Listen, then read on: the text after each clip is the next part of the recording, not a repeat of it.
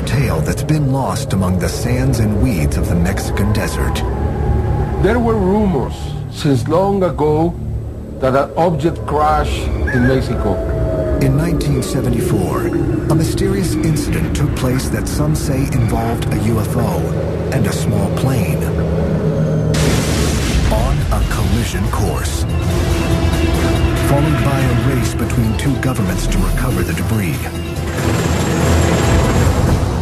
The Mexican recovery team finds a sort of a silver-shaped plastic disc. The Mexican military recovered an object and had it on a truck, and something killed all the men. The U.S. government responded very quickly and very organized. They've done this before. But what happened in the Mexican desert is just the beginning of that country's UFO history. The eclipse from July 11, 1991, it practically branded the modern era of UFOs in Mexico. Over the last several decades, it has become a hotbed for UFO encounters. When they picked up the object on radar, the first thing they did was start looking at it.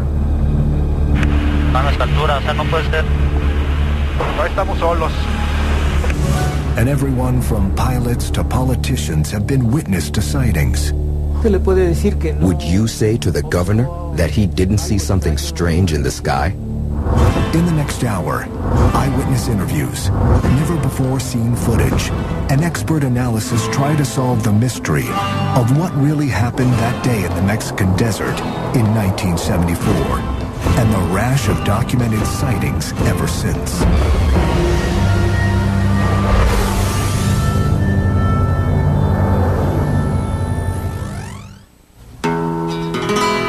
Coyame, Mexico.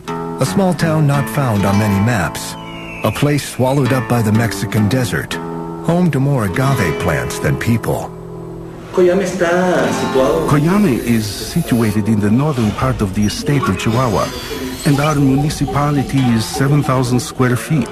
We have between 2,000 and 2,500 people. It's a calm place, a beautiful place. A place with no library, no archives, and no local historian. But that doesn't mean it's a town without a history. Here, history is passed from neighbor to neighbor. And it's this oral history that gives testimony to an unsolved air collision that took place here just 3 decades ago. It began as a civilian plane took off from El Paso, Texas, en route to Mexico City. August 25th, 1974. It was a plane that was coming out from El Paso. It was going to Mexico City, and it was an accident. They say that there was a crash between a plane and a UFO within the territories of the municipality. I don't think this could be made up. How could someone make this up? It's true. August 25th, 1974, 10:07 p.m.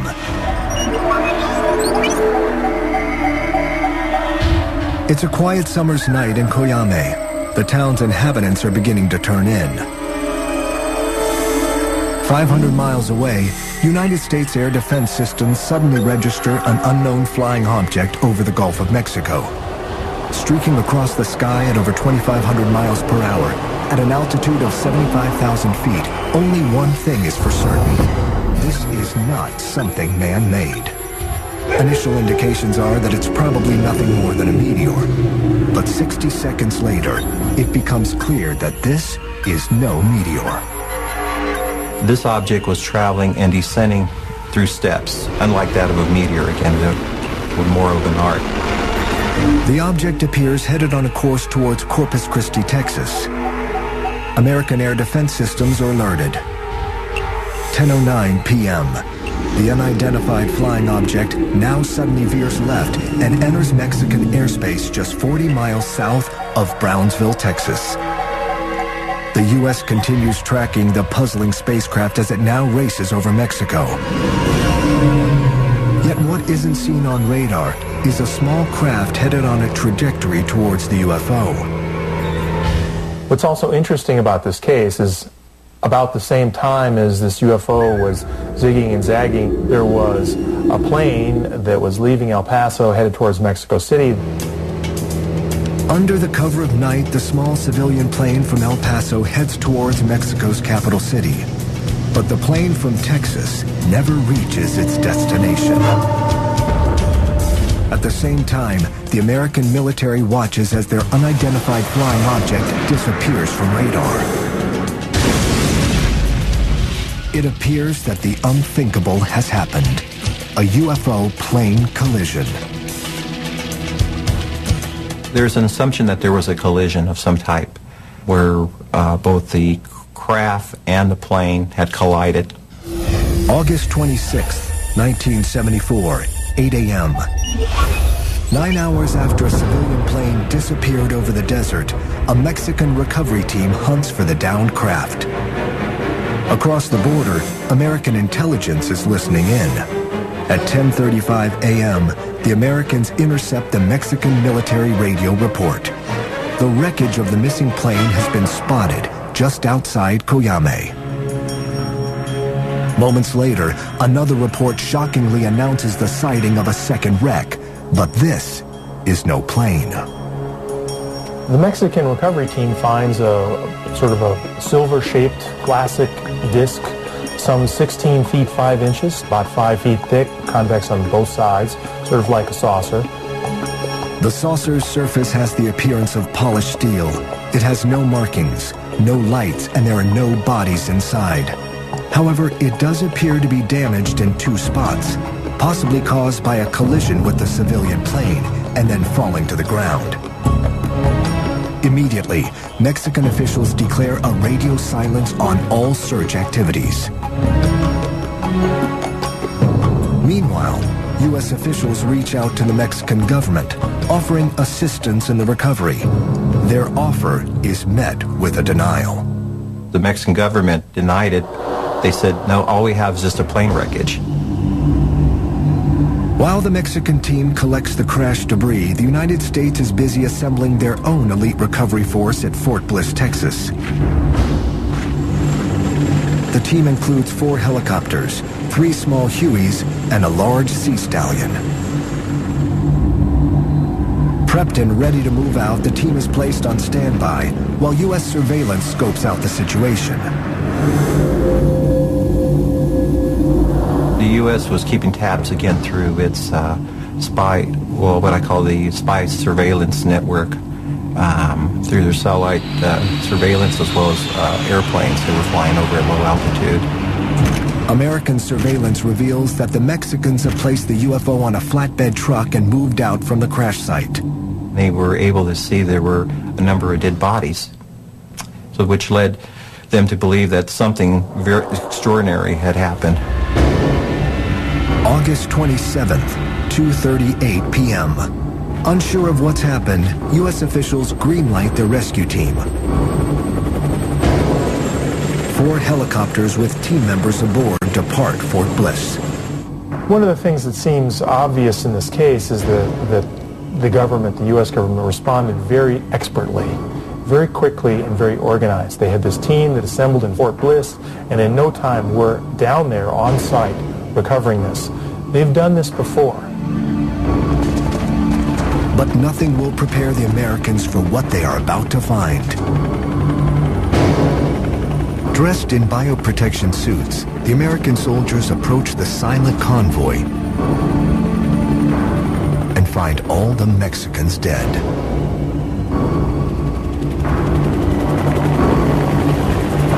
There is no time to investigate what killed the Mexican team, but ufologists have their theories. They somehow came in contact with a lethal agent, a bacteriological agent that was from out of this world, or an extraterrestrial biological agent of some sort that killed them, which is my favorite theory. The U.S. recovery team quickly tends to business. It finds the 16-foot-wide silver UFO strapped to the back of a flatbed truck. The straps are reconfigured and connected to a cargo cable from the Sea Stallion helicopter. Safely secured, The estimated 1,500-pound disk is lifted up and headed back to the U.S.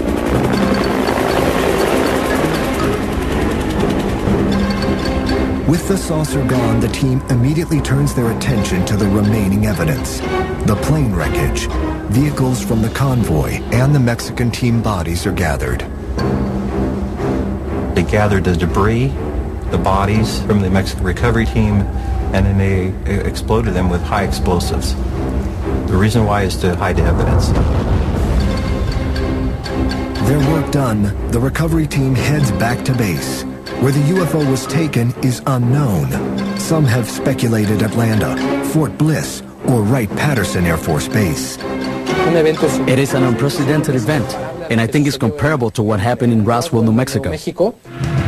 If this 1974 UFO crash was real, there was no evidence to prove it. Only the passing down of the story from generation to generation kept the tale alive, but few took it seriously. That changed in 1991. That year, not one, not two, but dozens of UFO sightings are reported over Mexico. What gives the 1991 sightings credibility is that strangers reported seeing the same thing at the same time on the same day, and yet they were hundreds of miles apart from each other.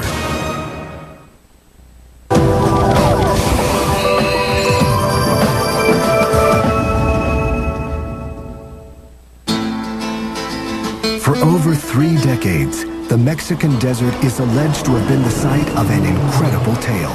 There were rumors since long ago that an object crashed in Mexico. An object entered our atmosphere through the United States, and it crashed with a small plane. For the last 2 decades, Mexico has witnessed UFO incidents that rival anything reported in the United States. Mexicans just needed one uniting event to keep their eyes focused to the sky. That happened in 1991.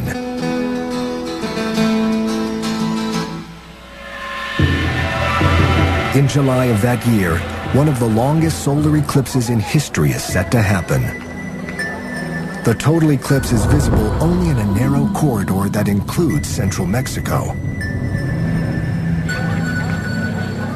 A year in advance, all the Mexican people knew about the eclipse in 91. I mean, it was an event, it was a moment. All around Mexico, there were people waiting for the eclipse. It was an important eclipse because even though there had been other eclipses that had taken place until that day, they were not on the magnitude of that eclipse. Just after 1 p.m., the skies above Mexico darken. Astronomers adjust their telescopes. Millions gaze skyward. During 1991, consumer technology makes videos commonplace. On this day, many Mexicans use their cameras to capture the moon as it begins to pass in front of the sun. To their disbelief, they also capture something unexpected. It was a curious thing. During the eclipse, I heard some people who were around us saying, "Look, what is that there also?"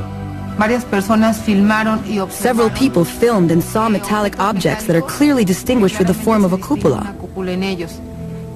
and what is commonly called a flying object. In Mexico City, in Tepeji del Rio, in Puebla, in Cerro de la Estrella. From all corners of Mexico come videos showing a strange metallic-looking object just below the eclipse. The eclipse UFOs, or ovnis as they are called in Mexico, become the talk of the country. But while some are quick to claim that Mexico experienced a UFO encounter, skeptics aren't buying it. This was one of the great events of the century as far as eclipses and astronomical events, and hundreds and thousands of astronomers, professional and advanced amateur astronomers, came from all over the world, and it converged upon Mexico City and the other towns where the eclipse was visible. Not a single professional astronomer reported seeing anything that wasn't supposed to be there. Professional astronomers immediately doubt any UFO claims and instead offer a more scholarly response. When the sun is totally eclipsed, like it was in Mexico on that day, the bright stars and planets become visible for a few minutes. and Venus was very brilliant, and so it was very easy to see when people looked up. And I'm sure that many of the people thought that they saw a UFO. Skeptics have their answer, but UFO believers have their doubts. Because of that, because so many people recorded in different cities these objects, some suggested that had to be the star Venus. But Venus was in a different position than the UFOs were in the tapes. It was something strange that happened during the eclipse. It's afterwards, when you start analyzing and looking at the videos, that you can start to see in some of them that there are movements that maybe wouldn't correspond to a planet. When you start analyzing more calmly after the fact, that's when you start to wonder if it could have been a UFO. The 1991 sightings ignite a UFO explosion in Mexico. The effect of the UFOs from the 1991 eclipse was like a snowball. And this allowed people with an interest in UFOs to record sightings more frequently. While Mexico's UFO explosion comes as a surprise to most, some ufologists believe it was actually predicted over 1,000 years ago. The Maya were one of the great civilizations in history. For over 600 years, they built cities, constructed reservoirs and temple pyramids, and developed an incredible understanding of astronomy. It is incredible the knowledge that the Maya had about the sky and the planets. They had a great capacity of observation, they knew the celestial movement, and were able to determine every single important event that was going to be registered in the sky.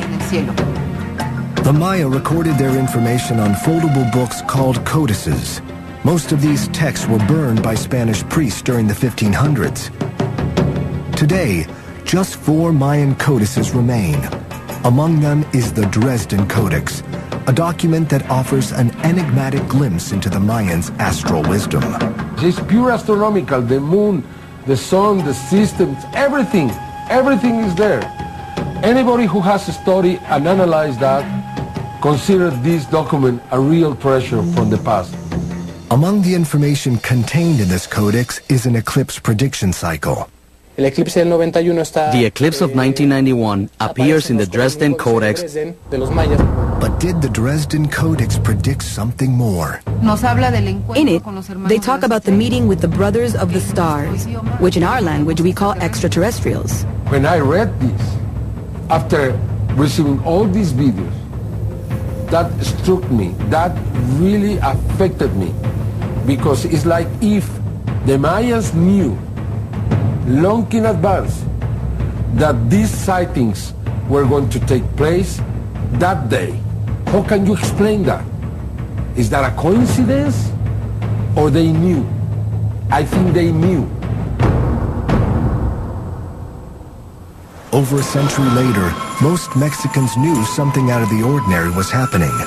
Their UFO wave had turned into a tsunami.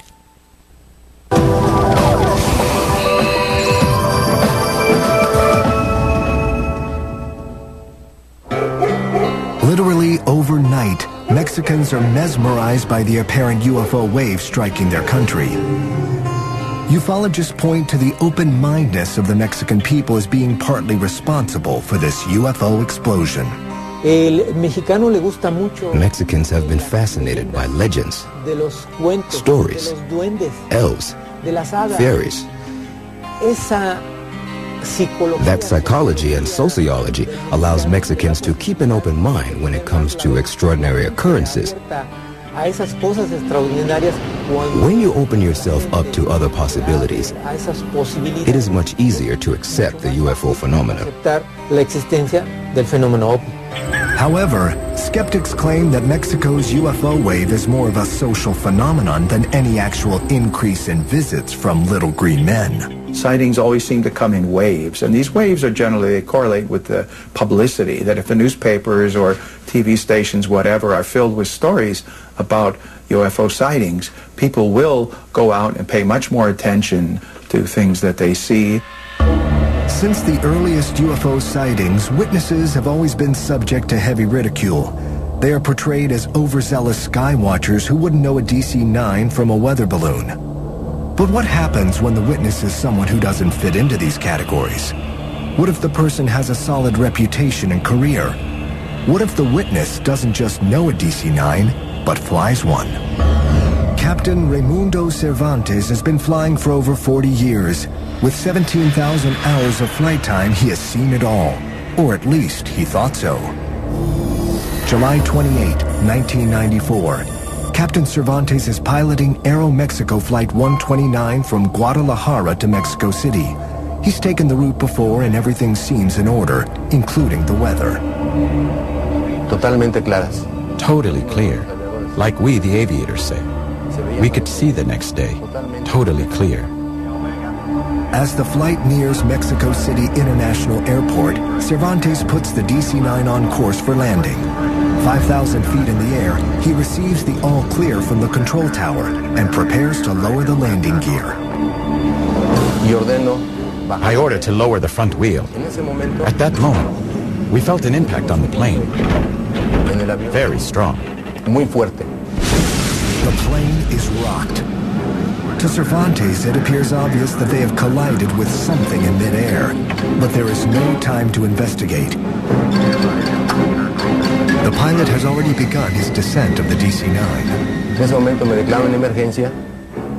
At that moment, I declare an emergency, and I requested an area so that I can develop the list of emergency and coordinate my personnel of flight attendants, because I thought we were going to have an abnormal landing.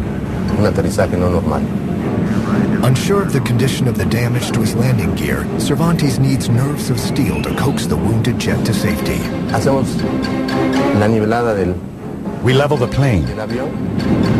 We tried to land softly and steady the front wheel.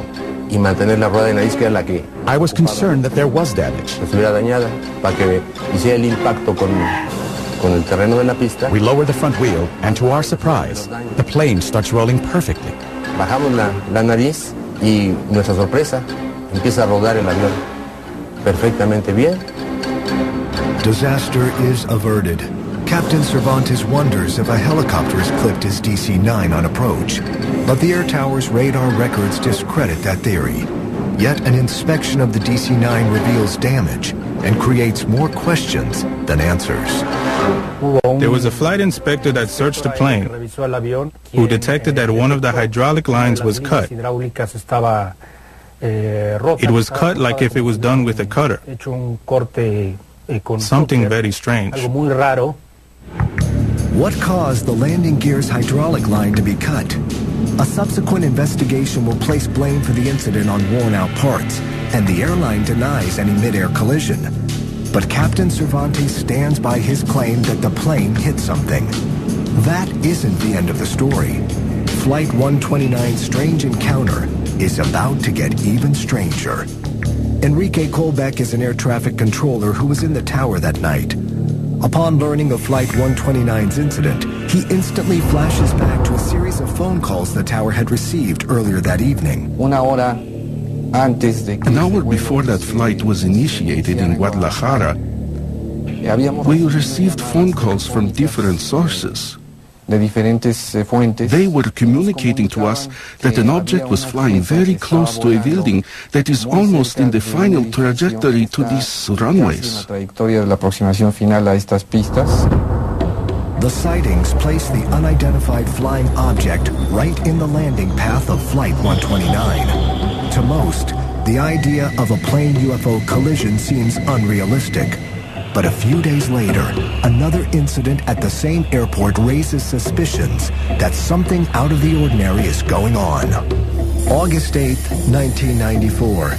Co-pilot Carlos Corzo is helping Aeromexico Flight 304 from Acapulco begin its descent into Mexico City International Airport. The morning skies are partly cloudy as co-pilot Corzo looks out the cockpit window. The pilot's eyes are glued to the instruments. He was flying by instruments, so all his view was on the instruments, like was taking care of the surroundings and seeing outside, and even take the communications and helping him with the approach. As the plane breaks through a cloud, a shocked Corso finds something unexpected. I was leaving 12,000 feet and came out of the cloud, and I see this big object in front of us, and I really get scared. I thought we was going to have a collision, and I tell my captain in a surprise expression that, oh my God, we're gonna crash. The mysterious craft streaks by the front of Flight 304, barely missing the plane's nose.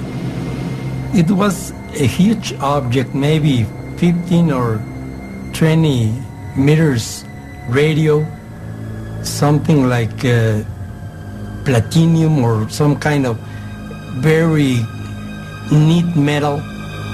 Corso quickly regains his composure and helps land the plane without further incident. Afterward, he speaks to an air traffic controller who reveals that Corso's plane was in fact the 5th plane that week to report seeing an unidentified object. I can tell you about approximately 99% of pilots that I have talked to believe that we are not alone here. And the evidence that we have had confirms it. We take it very seriously because it could affect our airspace. Definitely, there is a potential danger because we do not know what produces the phenomenon and what it is made of and why it is manifested. Nearly a decade later, another incident in the Mexican skies would send shockwaves worldwide. Yet, unlike previous encounters, this one would have everyone believing, including the Mexican government.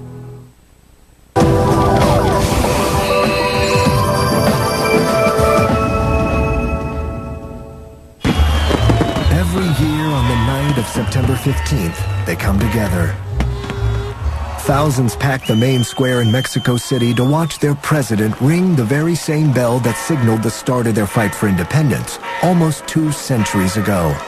The next 24 hours will be full of parades, parties, and celebrations. But in the early 1990s, a new Mexican Independence Day tradition is born. El 16 de septiembre en México es la fiesta de independencia. September 16 is Mexican independence, and we have a military parade on the streets of Mexico. Durante varios años, For several years, we used to have an air show. The whole Mexican Air Force used to go out and fly over Mexico City. la Ciudad de México. Mucha gente pues grababa los A lot of people would film these events when the planes would pass over the houses. de las casas haciendo algunas maniobras. There are many videos where certain objects are seen, flying over and passing closely. Sobrevolando y pasando incluso muy cerca. September 16th, 1991. During a flyover, an amateur videographer captures a mysterious bright round object.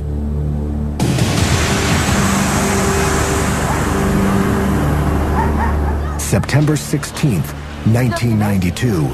An unidentified object is spotted flying through the sky.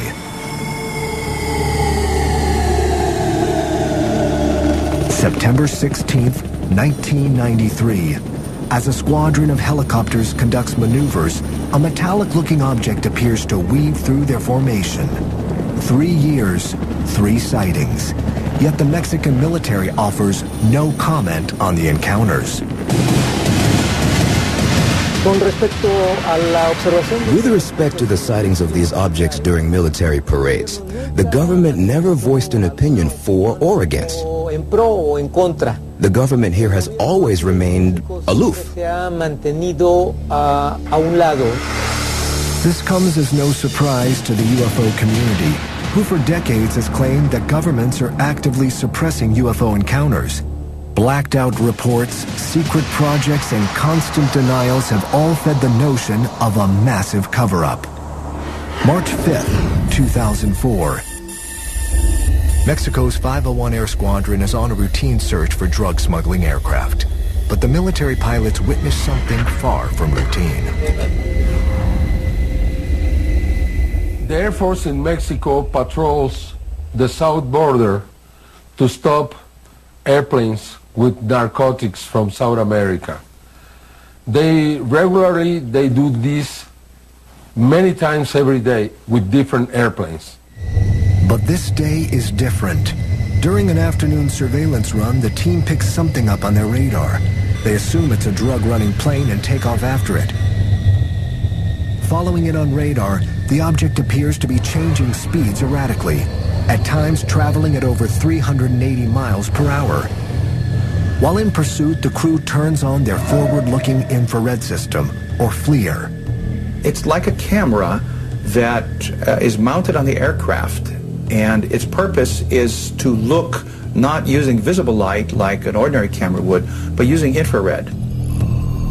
The infrared eyes of the plane's exterior-mounted FLIR system transmits video to the crew inside. This is the actual video as seen by the crew. But as Mexican Air Patrol gets closer to the object, the crew are unable to spot anything using the FLIR or with their own eyes. And all this time that they're flying towards it, they are looking ahead of the aircraft, because that's where it says that this radar target is, ahead of the aircraft, and they're looking, they couldn't see anything. After chasing the object for several minutes, the crew determines they are too low on gas to continue the hunt. They turn around and begin heading back to the base. The unknown object soon vanishes from radar. Yet, their adventure is just beginning. The FLIR operator was still operating the FLIR, and he started picking up bright lights that appeared to be at cloud level. Suddenly, appearing on the FLIR through the clouds isn't just one ball of light, but at times as many as 11 objects appear to be weaving through the clouds. The crew got a little bit spooked over what was going on because they couldn't identify these things. They didn't know what it was they were looking at. This is a veteran crew who have flown this route before and have been using the FLIR system for almost 2 years. But on this day, even the most experienced of pilots would be unnerved, as the cockpit recordings reveal.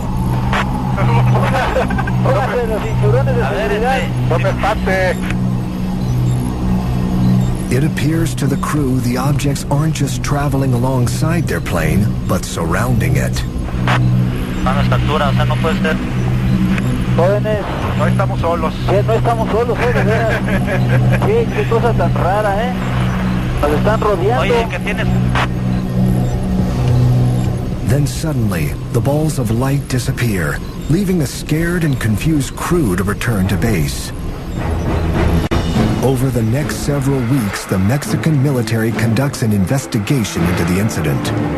Crew members are interviewed, images analyzed, and weather data evaluated, yet no answers are found. It appears this case is destined to go unsolved and forgotten. Then, one phone call changes everything and makes UFO history. They called me and said, we have something that is from common interest. Mexican TV journalist Jaime Maussan is an expert on investigating Mexican UFO claims. Maussan's impressive resume attracts the Mexican government, who ask the civilian reporter to assist. In an unprecedented move, Mexico's Secretary of Defense hands over to Maussan the classified FLIR UFO video. He gave me the video and said, please be fair with the military, please be fair with these pilots, do your investigation, you are authorized officially to do your investigation, to present this in the media. Maussan is given complete access to flight records, weather reports, and most importantly, the crew members. I am interviewing these pilots inside the Secretary of Defense. This is first in history in Mexico. They told me what they saw. They were very honest and sincere. No, we never had the opportunity to identify them visually. I never saw this kind of object before. Something that we never saw before. It never happened to us before. So yes, we had fear. On May 11th, Maussan holds a press conference to present the tape to the world. It doesn't take long for skeptics to denounce any UFO theory. Their explanations come fast and furious. It's ball lightning. You'd have a whole fleet of these top secret aircraft flying. Some skeptics and UFO investigators suggested that the equipment was not working well. One after another, explanations are given. and one after another, they are discredited. However, a new theory emerges that might solve the mystery. There's a theory that what the officials filmed out there were the flames of the oil wells that are 100 to 120 kilometers from the account.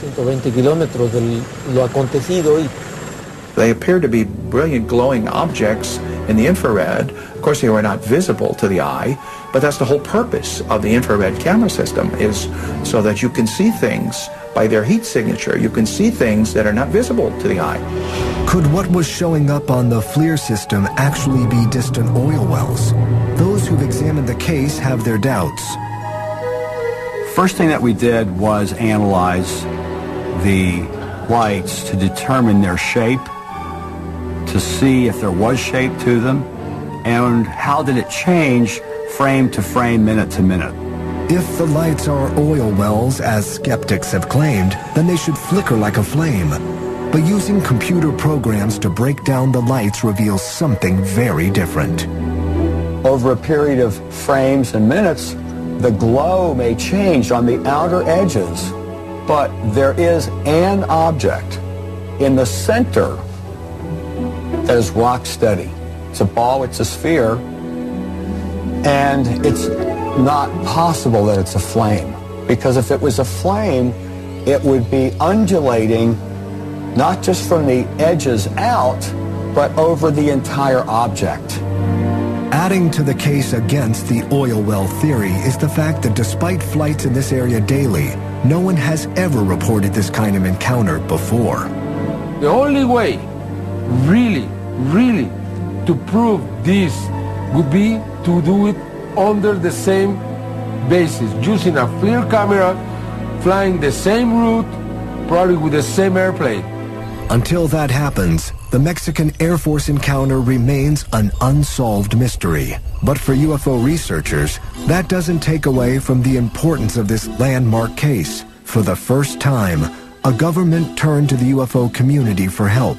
Mexican UFO investigators are optimistic that this incident may signal a new era of openness by governments. This is going to produce many new cases and more openness in the future. There are many other people who are now trying to become investigators in Mexico. This is just the beginning. It was just the beginning. In 2005, just when it appeared things couldn't get any stranger in Mexico, they did.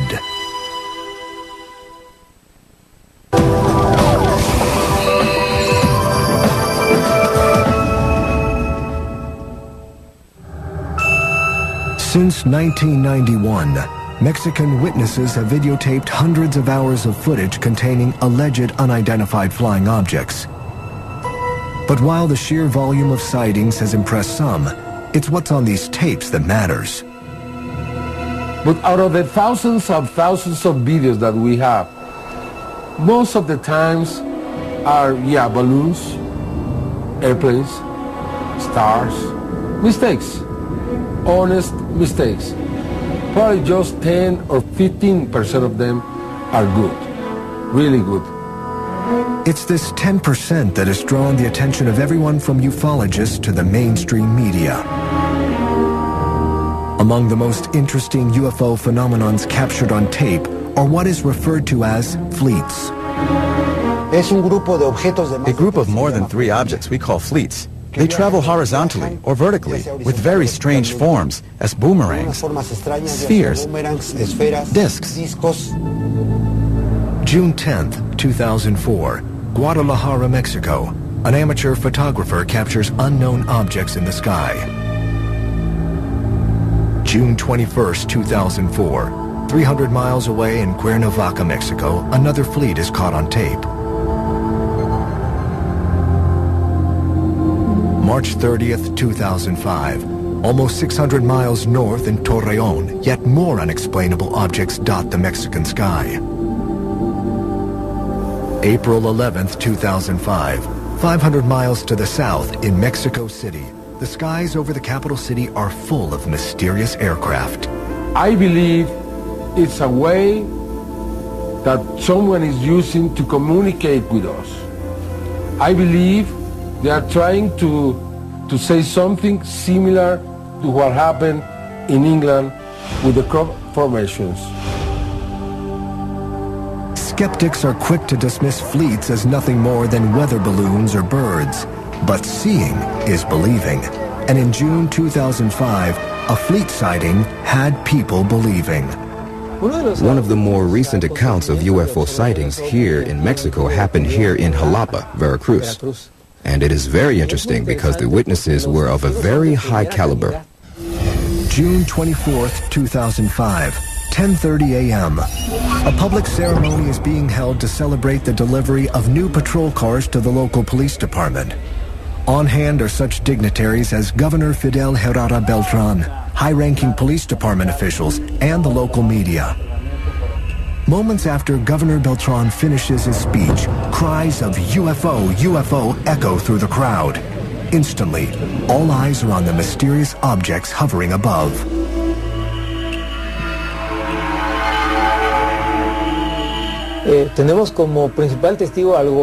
We have as a first-hand witness the governor of Jalapa, and the newspapers published the news the next day, and it was spread throughout Mexico. Days later, a local newspaper reports that the alleged UFOs were actually balloons released by local school children. But this explanation only raises more questions for UFO believers. If they were balloons, why did they appear frozen in formation for over half an hour? As the witness says, it was more than 14 sphere objects that were shining in the sky, formed a triangle formation and remained there for 30 minutes.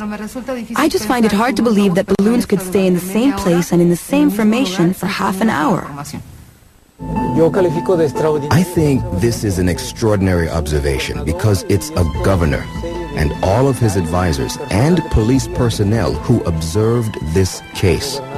Would you say to the governor that he didn't see something strange in the sky?